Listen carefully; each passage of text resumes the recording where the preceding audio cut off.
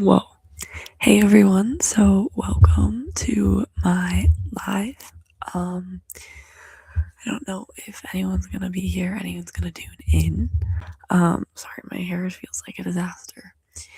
But I'm gonna share my testimony today, and then if there's any questions about 57 Kinds of Faith or about me or anything, just feel free to let me know.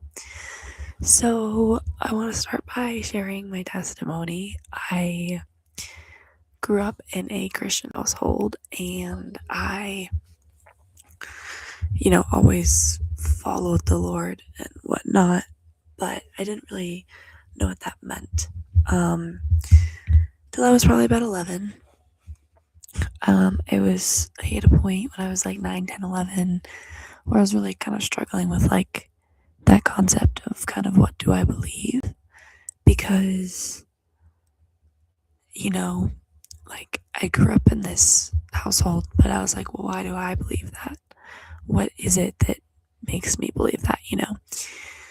And so, I kind of grappled with that for a few years, and I talked about more of this on the first episode of the podcast, which released this morning.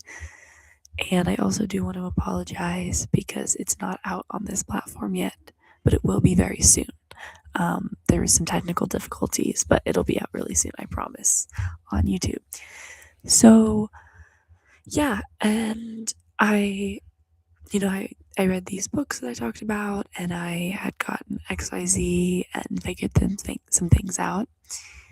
And then when I was 11, this is a big part of my testimony, and it's really, really cool. So when I was 11, around Christmas time, I wanted to get a mini Christmas tree in my room because I thought it'd be fun.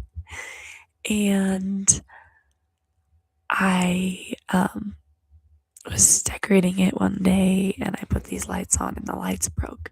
And I was like, dang it. And I prayed and I was like, hey, God, like, I know this is kind of like a silly thing to ask, but I closed my eyes and I was sitting right by the tree and I was like, hey, I know this is a silly thing to ask, but is there any way at all, that you could turn these lights on for me? And when I opened my eyes, the Christmas lights were working. And that is something that lives like rent free in my head all the time. It is so cool to me.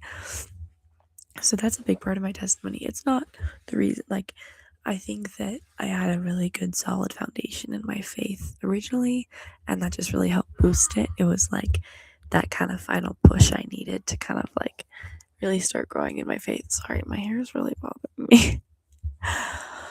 So that was really cool. And then when I was 12, I got baptized. And I don't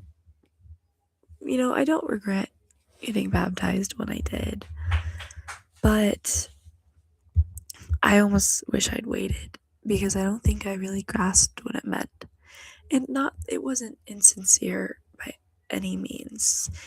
I just don't think that I really grasped what it meant to be baptized at that age. And so I kind of wish I'd waited, but that's okay.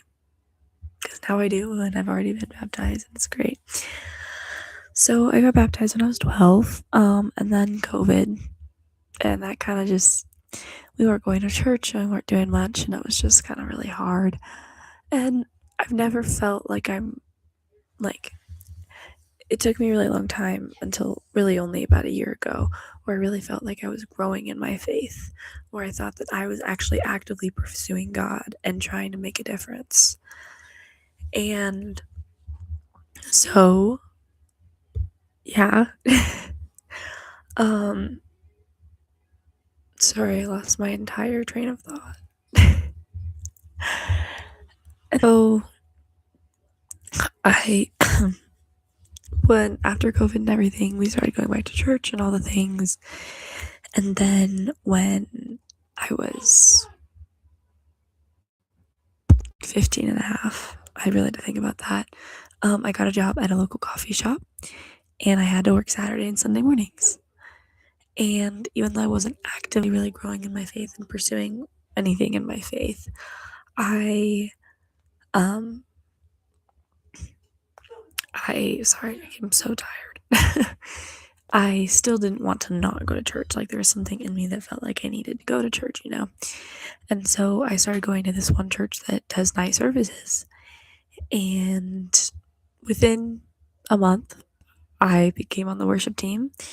And that was crazy to me because I've always wanted to be on a worship team, but it was something that felt really scary to me and I didn't feel really well prepared. But and that's how I know this is God, is because I texted um my pastor and I was like, "Hey, I know you guys need worship. Let me help." And I sent the text, and then in my head I was like, "Oh my gosh, what did I just do?" Because I would not have said that because I'm scared of doing that. And so I was on the worship team and I grew, and 6 months later I became the second worship leader, and it's just been crazy. I helped lead the Christmas Eve service last year, and I've been leading worship all this year, and then I created a youth group this year and I'm running it, and I helped lead the Christmas Eve service again this year. And it's just crazy. I keep thinking about like last year when I was leading the Christmas Eve service, it was a dream come true. And I was shell shocked. I was like, wow, I never thought I'd be here doing this. And then this year, I'm even more shell shocked. I'm like, this is insane. And I'm so excited to see where I am next year because,